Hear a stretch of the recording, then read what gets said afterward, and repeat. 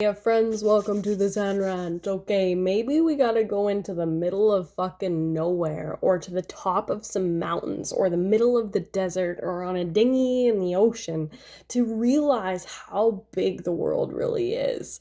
Because most of our problems exist in a very small area, in a very small part of the world. So if we go to these bigger areas where we feel really small, then maybe, just maybe, we'll remember how incredible this fucking life really is. I remember years ago when my 10-year relationship ended and my one of my bosses at the time took me up in his plane and he was like, "Hannah, I want to show you Stettler from a different view, different perspective. I think we need to change your perspective." He knew I was really fucking sad and I was going through an incredibly dark and difficult time in my life. And so we go up in the plane and I'm just like, I'm looking around and all I could think about is like, all my problems are down there. They're just down there. And I'm up here and it's fucking glorious and it's beautiful up here and there's so much to look at and it's like freedom is up here. And all my fucking problems are down there.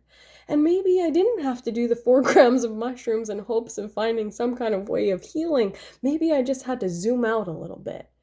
And maybe that's all that we have to do sometimes when life gets a little bit rowdy or a little bit difficult or a little bit too much for us to stand and handle. Maybe we got to zoom out. And maybe we have to realize that some of our issues, most of our issues may reside in just a very small area. And then maybe we can just like move through it differently. Because I know that the moment I got down from that plane, I was thinking to myself, like, yep, it's time to go. And I packed my shit, and like 2 months later, I was out of there. I sold all of my stuff as much as I possibly could. I packed up my truck with like my most sentimental belongings and my dog, and I fucking left to BC, and I didn't move back. I haven't moved back, and I never plan on moving back. So maybe you just have to pack your shit and go too. That could be a reality of the situation that you're in.